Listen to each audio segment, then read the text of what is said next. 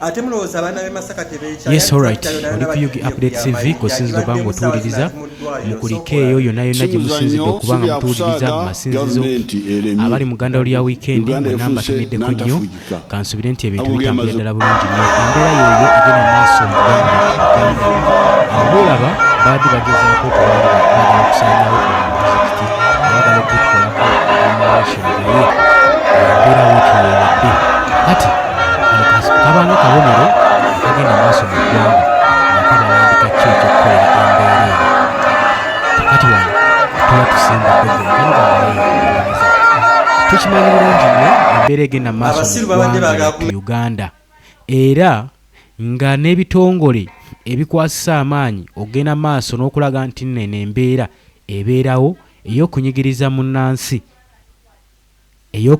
munnansi egenda maaso n'okuba nga bagikolako kabwefube yenna yenna asoboka. Kakati bannayuganda bayinza obba nga bo beekyaye ku mbeera eno era batandise okuba nga ekiwundu bakinogera eddagala gye bagenda okukoma nga beetuddeko tegenda kubeera solution. Ekyo tukikkirize oba tugaane. Embeera eno ng'ekyagenda mu maaso nga gavumenti egenda mu maaso n'okwonoona properties z'abantu kyenoonero nga tewali wadde kwesikamu kibanga ekisindika message eri bannayuganda nti ke kaseera bayimuke beerwaneko. Anti naggambye gavumenti yonna yonna nga wanaabeerawo transformation oba revolution embeera zino zitera okulabibwako gavumenti ng'eneetera okuva mu buyinza kati ebeeranga eyeegulira olumbe olugenda okuba nga lugisaanyaawo. Njagala tukakwata mpolampola tubeere nga tugenda mu maaso nga nkumulisaamu ebigenze mu maaso n'okwapeninga mu ggwanga lyattu Uganda olabe abafuzi abavuddewo okuyimirirawo eri munnansi eri omuntu wa wansi nga bagamba bannange newankubadde order eva from above naye bino ebikolwa nga naffe bigenda tuliiramu. Kati kino ekigenda mu maaso mu ggwanga Uganda kibayita ekiri atabaala k'obeere ewaka oba nga toli waka nkugambye ali ewaka n'atali waka naawe bikwatako ali mu kibuga n'atali mu kibuga embeera eno egenda kulumbagana yonna yonna gy'osiisidde osobola okulaba nga weetaaga okuyintaviinga mu mbeera eno. Kakati bannayuganda kirabika mutuusizza ekiseera okubanga mulina okutandikira ewamu okukola obukuyege kibayita okukola obukuyege okwerwanako ku mbeera eno kubanga buli gye bongera okuba nga bayisa mu mbeera eno ne mwolesa obunafu babanga babacekinga nga baagala okuweyinga obunafu bwammwe weakness yammwe bino bye mugenda mu maaso n'okwetuulako tebigenda kukola. Bangi twabagamba bangi tubagambye ne basigala nga banyooma kati abamu bimaze batuukako ne bagamba ensonga eno eri siriyasi munnansi twetaaga tusituke twetaaga tukwatire wamu tulabe nga embeera eno tubaako kye tugisalira oba tusala magezi ki oba kikakati gwalinze ab'obuyinza oba bannamateeka okulwanirira mu mbeera eno ne bannamateeka embeera eno yabatwaliddemu dwaki nagambye tageti eri wantu wamu naye bakispreadinze countrywide bateekewo embeera nti nno egenda mu maaso n'okuba nga yapeninga mu ggwanga lyonna naye nga balina key areas ze bamonitaringa ze baagala okudemolishinga zisobole okuba nga ziggwawo. Nakugambye nti nno gavumenti eno eriko walemererwa ogiguza ettaka ng'ekimanyi terina ng'eki gyesobola gikuggyako by force. Amateeka mangi ge bagenda okutondawo bills nnyingi ezigenda okutondebwawo nga zonna zikusindiikiriza kuva mu kibuga oba kutunda ttaka lyo. Bill zino zolaba ezifuluma Uganda Sovereignty Bill okwo kwogatta ne bill eno ey'ettaka byonna byonna already lino etteeka erisooka ery'ettaka lyamaze okusayiningibwa. Kakati etteeka eriri mu cabinet mu komiti lyasindikiddwa mu komiti bongere odditunulamu likiralifayingibwe eno saa yonna yonna banaatera oddifulumya ewatali wadde kwesika.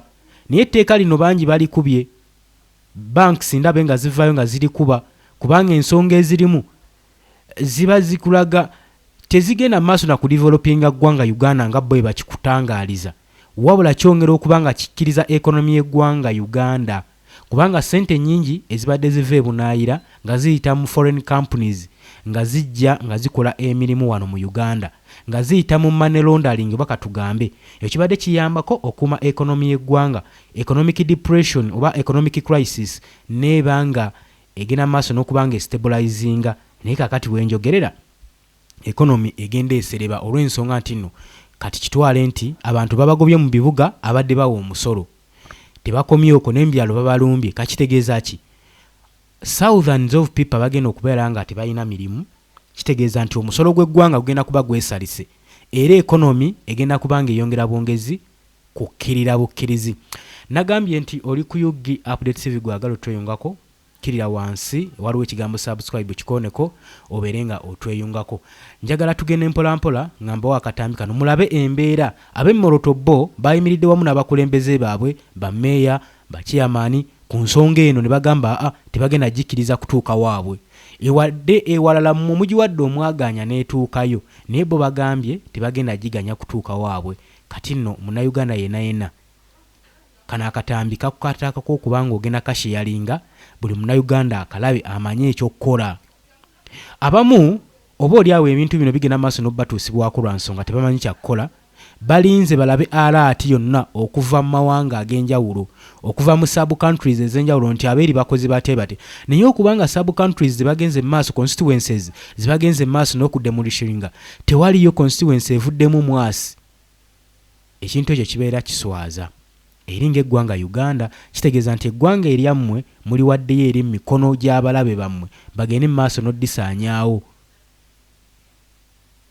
kakati mubadde mu kyabiyita byakusaaga nga muliisa bijanjalo mpiso kati bano bo ab'emmoroto bavuddeyo n'amaanyi ag'enkinala ne bagamba nti oba order eva from above oba eva luddawa ffe tugenda kuyimiraawo weekiti era bannansi bonna bawangira mu constituency mmoroto bayimiridde wamu ne meeya waabwe emabega waabwe abakulembeze baffe kino kye twetaaga abantu bano ebiseera ebisinga beetaaga kulemberwamu bukulembebwa basobole okubanga bagugumbulula embeera yonna ebeeriwo kubanga nagambye kino kiri atabaala tekiriko wa kibiina ki kati munamwennaade bawagira gavumenti eri mu buyinza kati ndowooza mulaba ensonga lwaki abaalabiriibwa ne bagamba nti no Uganda yeetaaga change gavumenti yonna weerwa mu buyinza kati kino njagala nkikulage wenti kuva mu 1996 gavumenti eno yajja mu buyinza kyenkana yakamalako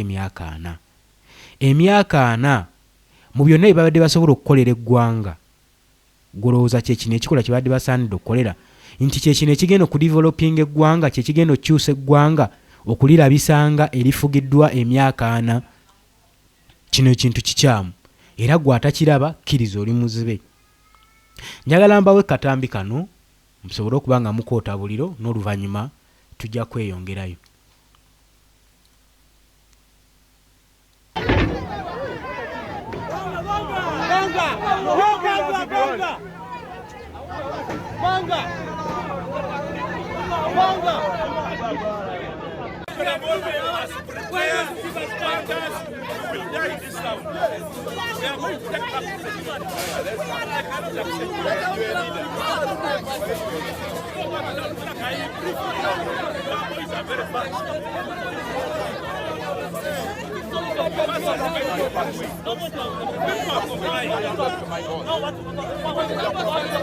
To be part of this battle. Don't be part of this battle. I want to guide my security chiefs, whom I've worked with for the last 5 years, ensuring that Karamoja is pacified. So fallout, don't be used. Otherwise, you will fall a victim. I want to be very clear. Mayor, I want to know, what did you agree on during that meeting? We agreed, I invited the DPC. The DPC dodged. The RDC was there. This operation has to be in a phased manner. First of all, clear the road reserves. Allow people to remove their things in a phased manner. This was not an executive order. It was a guidance from the PS on how we can customize this operation. Okay? All of you have read the letter. All of you have read the letter. It's a guidance. It is not an executive order from the president, an executive order from anybody. So I want us to handle this thing with humility. Akatambi oketegereza bulungi nnyo ye embeera egenda maaso mu Moroto. Omukulembeze waabwe mmeeya w'ekitundu ayimiridde wamu nabo n'ayimirira masekkati ga greda n'agamba okusenda abantu bange musooka kusenda nze beba abakulembeze abali famu be twagala abali gumite nyenjogera ennaku zino weeri lwa nsonga singa tetufunayo bakulembeze kuyimirira mu nsonga eno tewali kigenda mu maaso nakukolebwa. Era Munnayuganda ogenda kusindiikirizibwa paka ku sseerisembayo. Lwaki gavumenti yandibadde egenda maaso n'okukola ebikolwa nga bino ng'ekimanyi nti nno eyinza okuba nga yeetonderawo olumbe oluyinza okuba nga lugitwala. Ze zino ensonga ze ngenda okunnyonnyola era nga nazikunnyonnyolako dda nti gavumenti ya Mwami Yoweri Kaguta Museveni ebbanga lyonna emyaka 4 gye bamaze mu bukulembeze bazze badipendingira ku system eyakubeera nga bali ba parasite nga badipendingira ku foreign currencies or foreign aids obuyambi obuva mu foreign countries. Newankubadde nga wano mu ggwanga Uganda omusolo gubadde gukolektingibwa gubadde gumala okuyimirizaawo ministries zonna mu ggwanga Uganda n'oditwala mu maaso. Ssente ezo zibadde zibbibwa administration ya Mwami Yoweri Kaguta Museveni. So zibadde tezituukiriza mirimu gye zirina kukola. Kati mu kyo beesanze ng'eddibu ery'okusasula balina ddene nnyo. Ate ng'eno foreign aids baba sanctioninze tebakyafuna buyambi kuva Bulaaya. Obuyambi babadde tebabufuna kuva mu nsi z'e Bulaaya zokka. Wabula babadde bagenda maaso n'okudeployinga n'amagye mu ggwanga erya Democratic Republic of Congo nga bagamba nti balwanyisa bayeekera ba ADF. Kakati Trump okuva yasayininga accords, peace deal, mineral deal n'eggwanga erya DRC. Kakati ebintu byakyukamu kigambibwa nti Uganda territories ezisinga yagobwamu mu DRC. Kubanga ebigendererwa byabwe byali tebimakinga na agreement yebagenda maaso na kusayininga. Mu bitundu ebyayituli Luberu mu Northern Kivu amagye g'eggwanga erya Uganda gye badde gasiisidde Uganda People's Defence Force. Wabula baasuka ku boundaries ne beeyongerayo paka ku border post ayo wava Kalumanywera. Olw'ensonga nti nno agreement yali yakulwanyisa bayeekera bagenda maaso n'okutigomya eggwanga erya Democratic Republic of Congo. Kakati wano waliwo akakodyo ensonga ez'abayingizaayo ey'okubiri baali bagenda maaso n'okuprotectinga project y'oluguudo lwali luzimbibwa nga luva mu Northern Kivu nga lujja mu connectinga ku border post eya Uganda ng'ebyamaguzi we bitransportingibwa. Waki Museveni yakiteekamu amaanyi nti luno oluguudo lubakolebwa bulungi kiba kimuyambako okubanga bakukusa bulungi nnyo ebyobugagga ebiba bibbiddwa mu ggwanga erya DRC. Kakati tebakola bino ebikola lwa nsonga nti nno olw'okuba nti Uganda teyeesobola nti omusolo mutono. Wabula bo nga bo personally administrators aba gavumenti tebakyayina we babbira. Kakati balina okukola ekisoboka nga bakufundiriza gwe munnansi okusobola okulaba nga bakugyamu akasente akawera naye bakikola mu bukyamu. Kati ne wanessire ddala woolina oddisimba nti ssente z'omu bw'omusolo ze babbye nnyingi ne bagenda mu maaso n'okuplantinga oba n'okusettolinga assets ng'ebizimbe mu kibuga Kampala, of which ebizimbe bibadde bikyali vacant. Bannayuganda bagaanye obyettanira. Kati bagenda maaso n'okusindiikiriza obulwe w'olaga mbu nga balina essuubi nti onoonyigirizibwa ennyo ojja kuwalirizibwa oyingira ebizimbe byabwe bibeere occupied. Awo omuliro gujja kuzikira. Naye kino kye njagala okutegeeza teri muntu abadde na capital wa $20,000 agenda kupangisa nnyumba oba luumu yaka oba kizimbe kyakakadde kalamba. Ekyo gavumenti simanyi ani yagikubira pulaani naye y'ensonga yali nkyamu nnyo nga bw'okiwulira. Kakati mu mbeera eyo bagenda mu maaso n'okunyigiriza munnansi. Bakunyigiriza naddala mu biru eno ey'akafuluma, amateeka ag'akafuluma mu by'ettaka. Bagezaako kuŋŋaanya musolo. Bagezaako kuŋŋaanya musolo buli kasonda buli kanyomero konna. Njongera okujukiza nti oli ku UG Update Civic Sinziro banga otuuliriza gwe tannatwegattako kirira wansi waliwo ekigambo subscribe. Na bino osaanidde obimanye gwe Munnayuganda yenna ali eyo. Bano be batuma okubamenyera ennyumba zammwe nga tebabakompasetinze tebanyuka kubanga it is understandable. Bayinza okuba bamusindise ne bamuwa money power, waliwo ab'emmundu, it is understandable. Naye tanyuka naddeeka. Lwaki bw'amala okumenya tomuwerekerako oba tomugoberera paka n'ogenda ewuwe ne mwogeramu n'omugaa nti wamenye ennyumba yange kati ngenda kuzzaako ki ne mwogeramu oba onfuna. because mumekinga abantu banene okubeera comfortable buli lwembaleka naye omuntu ajja ne bamusindika okujja okumenya enjuuyo ne mugenda ne mwogeramu oba osindisa example ne message n'omulala gwe basindika olowooza asobola okuriskinga okujja bwemba nga mwayogeramu naye yasooka ne bamanya nti abantu bwe bamenyera amayumba gawe bajja ne boogeramu naawe omulala asobola okujja. You are making these people okubeera comfortable n'okubanyigiriza while for you are busy saying we shall overcome.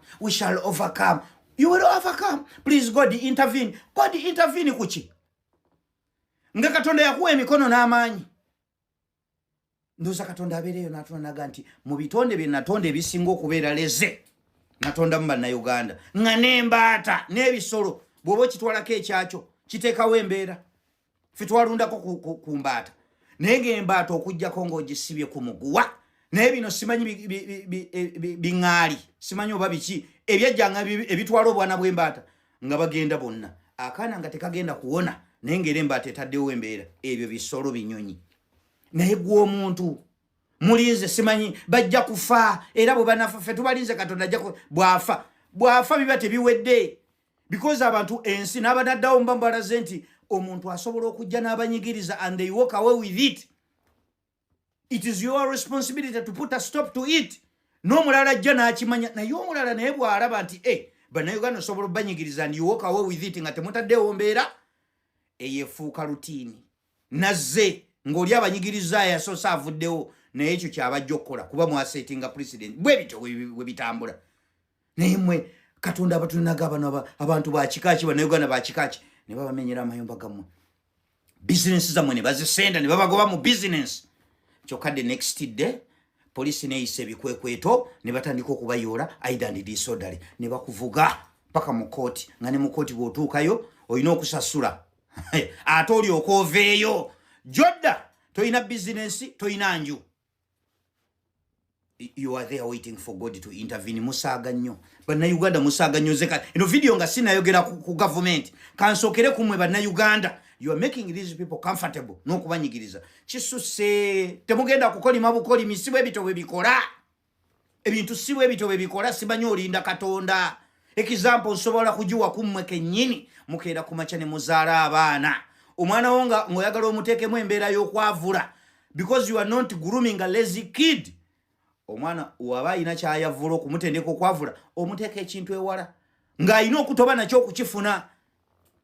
Kati Katonda gwe mugamba okuintervene nga yabatonda n'abawa amaanyi n'abawa emikono n'akuwa amagezi agagenda okukola no capitalizinga business capital tafunika n'omufuna n'ozimba enjuuyo ne bakeera enkyoli n'agimenya ennyumba tezimbika singa ennyumba yali ezimbika tetwanirabyeyo bantu ng'asula mu kazigo kamu naye omuntu omusanga ng'asula mu kazigo kamu kasinga oluumu ng'apangisa nakapangise ng'alemeddwa okweteerawo ennyumba eyiye okumanya okuzimba si kyangu n'okufuna capital kyennyini kizibu. Kati omuntu osobodde okufuna capital no capitalizing ne wezimbirawo akayumba olina jja n'amenya ennyo you just look wabula gwe omusasuddemu bw'amaze okukikola ekyo musasudde kimu bikolimo si bwe bito bibikola muleme kusaaga mwe Bannayuganda muleme kusaaga eryo eggwanga lyammwe abo babatulugunya batyo balinayo abatuuze abalala be bagenda okuleeta mu ggwanga eryo. Lwaki mukkiriza ebintu buli lunaku byeyongera kubeera worse? Lwaki ebintu byeyongera kubeera worse? Because you have made these people comfortable n'okubalinnyako ne babapamako akupamako olupama olusooka laga ekisoboka nadda n'akupamako olwokubiri ne badda ne babapamako olwokusatu batuuse ne kuleveba emenya amayumba gamwe ge mwazimba edda. Subhana mmwe musaaga nnyo ne mujja kulya ennagisinga engatto buli lwemuna nze mbabuuli. Kati eno ensonga we yatuuse tekyali yakwekwekerera okozesa buli ky'olina okukola buli riponi yonna gy'olina oba yakwogera okusobola okulaba nga weerwanako teri agenda kuva eri kulwanirirako. Demokrasiya gwe tusuubira ali mu Uganda ndowooza ayawukanako n'ali ebweru ali ebunaayira gwe bakuliriza ennyo nti no demokrasiya. Ekifaananyi mwami Yoweri Kaguta Museveni kyasiigira bannansi abawangaalira ebweru kirala nnyo ku ffe bannansi kye tulaba. Lwaki? Museveni ye muntu azanya akazanyo ka demokrasiya atya nti ye muntu akutegekera okulonda n'abawa n'ensimbi zibayambeko mu abamuvuganya asobole okubalaga nti no demokrasiya waali era akalu kagenda tambula bwenkanya. Naye ng'ekifaananyi ekiriwo nga bali mu kazannyo. Kati kino kireetera amawanga amalala okutula ekigamba abasajja bategese n'okulonda ate n'ensimbi ezakuba campaign ba oppositions be ba opponents yazibawa. Kikulaga nti no demokrasiya mu ggwanga mwali. Naye just ekyo basiigira kifaananyi kati gwali mu Uganda gwasobola okiraba. Waliwo baganda baffe bangi abali mu byalo abatasobola kutegeera kifaananyi kino butya bwe kiri era bangi ojja bawulira bagamba Museveni yawangula akalulu n'obwenkanya muno omulundi gwokka nga tebamanyi kigenda mu maaso mu ggwanga lyattu Uganda. Kati so we tukuliriza nnyo ensonga ya demokrasiya awo tuba twerimba. Era mu bigambo His Excellency Robert Kyagulanyi Ssentamu wabadde mu diaspora byasinze nnyo simbako essira kwe kulumiriza amawanga ag'ebweru okubanga gagenda mu maaso n'okulaga nti gapromotinga demokrasiya. Naye n'ababuuza ekibuuzo lwaki demokrasiya gemupromotinga amawanga gammwe ag'ebweru waki ate si gemupromotinga mu mawanga g'abaddugavu? Waki wabeerawo nnyo obusosoze? Waki tewaliwo justice bwenkanya mu spreadinga demokrasiya mu baddugavu? Ekyo ekibuuzo yakibabuuzizza. Yabadde akedde obbabuuza ebibuuzo nga bino olw'ensonga nti nno amawanga ago mangi gadipendinga ku by'obugagga by'abaddugavu ate bo ne batafaayo kubayamba. Azironga aziggoba kye beetaaga bo tebafaayo mu mbeera ki munnansi gy'anaabeeramu. Oba okitegeera kakati wano toyinza kuŋŋamba nti nno amawanga ago ag'ebweru agapromotinga ennyo demokrasiya omuntu n'amala emyaka 4 ng'akalakata banne era ne muligadinga okubanga mukyali ku demokrasiya. Mwebuuza waliwo ekikyamu lwaki abantu bano tebeekalakaasa ye lwaki tannaggyibwako? Abantu teri muntu asobola kwagala kuva mu myaka 4. Mwami Yoweri Kaguta Museveni we yagira mu kulembeze bajjajjaffe abaaliwo abaamulonda bali bamwagala osobola okubalaabala n'oga nti neyo lugiimu olwedde kati eweddewo.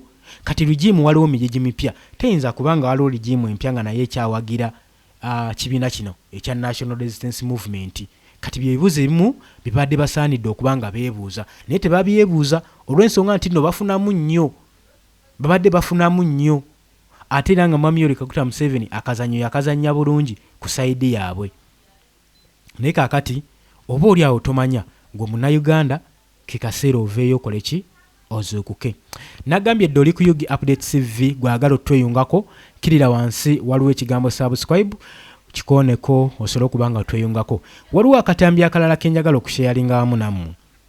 Musooke mutunuulire mu campaign eza 2025 nga zigenda mu maaso. Bannansi bangi abalaba ensonga ne bazirabira wala ne bavaayo ne bawagira ekibiina kya National Unity Platform era nga bo mission yaabwe bagamba government bagikooye baagala kugimwamulako. Ne wabaawo n'abo abagenda mu maaso n'okuwagira government eno nga bagamba bajjajjaabwe simanyi balwanira wamu nabo ne government eri mu buyinza so tebayinza kuwagira muntu yenna ayinza kuzanyira ku government. Ne tusirika ne tubatunuulira kubanga mu ggwanga nga linaakulaakulana toyinza kuŋŋamba nti no tewabeerawo transformation wabeerawo enkyukakyuka mu buyinza. Obuyinza bulina okubanga bukyukakyuka naye bano abasajja twagezaako nnyo bagamba n'okuspreadinga ekigambo nti Uganda ministries zonna zeetaaga enkyukakyuka. Uganda teyeetaaga kyusa mukulembeze yekka nedda nabagamba nti eggwanga eri America ne bakyusa omukulembeze ne bateekako embuzi era eggwanga lisigala ligenda mu maaso era nesigala nga super power. Wano mu Uganda n'owosenvula Uganda n'ogizza mu America ne badde eno Uganda efuuka America ate America neefuukira Uganda olw'ensonga nti no tulina system enfu ennyo zetugenda mu maaso n'okuba nga tuspreading eri eggwanga lyaffe. So ne twezuula nti weetutyo Uganda ffe bannayuganda ffe balabe b'ensi yaffe ate ggwe kennyini gwasinga okubeera mulabe w'ensi yo olw'ensonga nti nebikyamu nga bino biraba nga bigenda mu maaso n'ogaana okuvaayo ku raising eddoboozi lyo n'ogaana okuvaayo okulwana lwa nsonga tebinnakutuukako. Kati kye bayita justice si ekintu okumala okutuukako. Justice ogipromotinga osobola okulaba ne munno ng'ekikolwa ekimutuusizzaako kibi n'ovaayo n'olwanirira justice kubanga oba okimanyi saa yonna wekituusiddwa ku oli kiyinza okutuusibwa ne ku ggwe. Bino ebintu tetwetaaga genda mu maaso nakubibasomesa wabula kyekintu n'omwana omuto kyalabako n'agamba kino kyekisaanidde. Olaba n'ebinyonyi ebiseera ebisinga ogenda n'otunuulira awo enkoko ng'olaba ekinyonyi kigitwalako akaana kaayo ng'ekigitwala tesobola kubuuka naye neewalirira n'olaba ng'ewaliridde naye ate ggwe munnansi ategeera ebibyo bikulemye okulwanira wadde n'okuboggolako abamu nabye mutandise kwetuga mwetuga bwetuzi bwetugira ki genda ofe n'omuntu ensonga ekwetuza awo botaddewo solution eyo si nsonga solution ffenna tugimanyi naye twetuddeko mmwe mulowooza waliwo abagenda okuva mu mawanga g'abandi bajje batandika okulwanirira bannayuganda balwanirireko eddembe lyammwe mwe mulina okusituka omulala ajja basanga bakwatirako bukwatizi naye nga nammwe musituse mulaze nti mukooye ne temunnalaga bukoowu temunnalaga nti nno mukooye yensonga waki bakyagenda mu maaso n'okubayisa mu mbeera eno kiraga nti ebikolwa mulyoke n'ebikolwa ebigenda mu maaso n'okubayisiza mu ggwanga lyammwe era yensonga lwaki bagenda mu maaso n'okubaconya nga babatadde ku mudumu gw'emmundu ensi zonna zonna ezize zikufuvaamu transformation mubaddemu amagye ngere n'emmundu baziina ekyo kyosaanidde okumanya so eno si yensonga gy'olina okwekwasa nnyo nti abasajja balina emmundu naye olwaniriddeko ku kikyo toyina gosse naye nekyo kikulemye okulwanirira ogamba nti abasajja balina emmundu nedda kakati yino ensonga gye tusaanidde okubeera nga tutunulamu bannayuganda okubazuukusa ennyo tukyali mu kyasa kyemabeganyo n'amawanga agatulaba mu butuufu gatusekerera kubanga ffe tumanyi kulwanira nnyo ku social media naye bidda ku gurawundi n'ekikyo nekikulema okuwalirako oba osigaza ki bakusendedde musonyiwemu katono bakusendedde mu kifo mubadde okolera ovuddeyo tokyalina kyakukola tokyalina kyoliisa famire yo ovudde awo ozze ewaka osanze nabo basenzeewo bannaayi gwatagamba nti ekimala kimala gwe tosobola kufa na muntu n'osalawo okwetuga bwetuzi ekyo nno ekikola nakyo kikivumirira kya buswavu nnyo kakati nga tulindirira etteeka erifuluma sovereignty bill erigenda mu maaso mu n'okuwa entangaazo n'okulungamya ku mateeka g'eggwanga Uganda mbu ebeere nga yakyetwala ng'era egenda mu maaso n'okugyamu okubanga egenda mu maaso n'okuresistinga foreign powers obutagetinga intervene na bya ggwanga Uganda basooke bakucunye gwe munnayuganda balinga abagamba nti kino kyaffe temubiyingirira tebibakwatako batucunya bannansi baffe tucunya abo si bammwe tebibakwatako temubiyingirira etteeka eryo liba protectinga lye baakoze mboyo yenna oba eggwanga lyonna erinaava nga lirwanirira munnansi ku demokrasiya ne ku justice mbwe etteeka lyabwe lijja bakwata ensonga lwaki bayisa etteeka lino naye ng'etteeka baliyisa ligenda kuba likwata ku buli munnayuganda banks z'olwedde zivuddeyo ziganye etteeka lino bantu bangi etteeka bye likwatako abatannavaayo oba tebannalisoma busomi balinze lifulume bitandika okuteekebwa mu nkola olwo basooke baveeyo nga balaga ennyiike n'ennaku era balage nti beetaaga bannabo bakwatirako okgenda mu kwekalakasa mu tteeka lino abalabira ewala baalirabiddewo nga kye lireeta si kirungi ligenda kuddiriza eggwanga Uganda saako n'okuleetawo instability mu ggwanga Uganda ne instability mu ekonomi y'eggwanga Uganda ebyo ebimu ku key areas etteeka lino bye ligenda ligenda nnafuya ennyingiza y'eggwanga Uganda nga babeesingidde ku musolo ng'ate tebamanyi nti nno omusolo gubbibwa ba ministers ba cabinet ministers administration y'ekibiina kino ekya NRM njagala ojjukire bulungi nnyo budget ezijja zisomebwa wano mu ggwanga Uganda zisomebwa naye budget zirolocatingibwamu ssente ezitagenda mu ministries nga zigenda ku personal use kwabo abaliyisaamu mu parliamentary committee board mu kakiiko akatuulamu waliwo bassenkulu abalocatinga ssente zino nga zigenda ku saidi yaabwe naye nga ziyisiddwa mu budget zisobole okufulumamu gavumenti eziyise naye nga zigenda ku bintu birala nnyo ekyo nakyo osaanidde okuba nga okitegeera anti twagambye wano ogenda keeping bwa ng'oli updated tukuleetera ensonga nnyingi nnyo in one phase oleme kubeera ng'oli awo osaakinga ekino osaakinga ekiri buli kimu obeere ng'okitegeerera wano oli ku UG update civico since oba ng'otuwuliriza njagala na bino mu birabe baganda baffe bembadde njogerako abeefuula nti nnyo ba diehard b'ekibiina kino ekya NRM kakati nabo ge bakaaba ge bakomba njagala obeerabireko ng'embeera ebayinze embeera kati nabe bayonka butaaba baali tebalowooza nti nno embeera ejja kusajjika okutuuka wano njagala weerabireko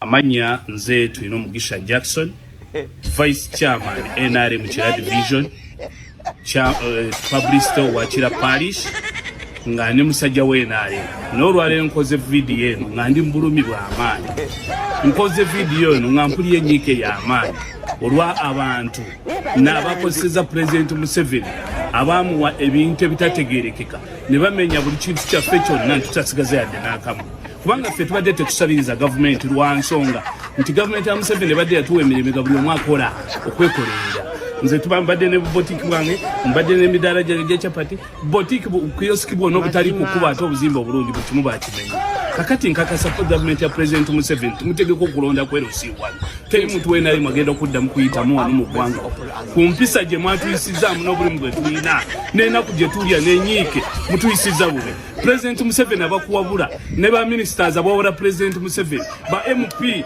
mwe mwafunye miliyoni 10 ekyankwanzi ffe tuli wano twebyankuta tulina amabanja gye twakozesa bizinensi ezo tulina abaana baffe tubadde tunakubala school fees ne mutadde bulumi obutagambika mutuswaziza n'ebintu ebiri munda ebitali ku kkubo ne mukirumba buli kimu banaye tulina obulumi tulina enyiike enale musudde pulezidenti Museveni naye mukama abalaba buli kimu tukiyina naye tugenda kukkiriza nze sigenda kukkiriza kati mpagere nale nga njebaza okumenya buli kimu ekyange buli omu kaakati mwakola ebyo ng'okulonda kuwedde ne mutulumya ne mutuswaza ngaffe abakulembeze b'enale naye mukama abalama buli kimu kiyonerera okabatisibe kati bonabane ku lwa gavumenti yaffe gye twerondera yennyini mpulira ennaku yesu obw'obudde katukomaawo mwe bali kubeera bawuliza balungi nnyo nga bulijjo tuba tugendako mu comment section zaffe Muhindu George Frey obubaka bw'ombulabye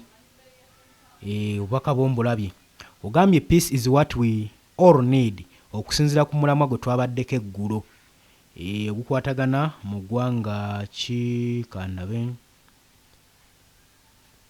ku kiwandiiko ekyafulumizibwa kale Lilian Nsubuga naawe obubaka bwo tubulabye Katusiime Juri webale kuteesa naawe obubaka bwo tubulabye Katusiime Juri nkumaze Sentongo David naawe obadde omu kubateesezza obubaka bwo tubulabye Namukasa Olivia obeerako nnyo ku Yugi Update TV era obubaka bwo tubulabye Mubiru Joseph naawe obubaka bwo tubulabye webale kubeerako Kyoma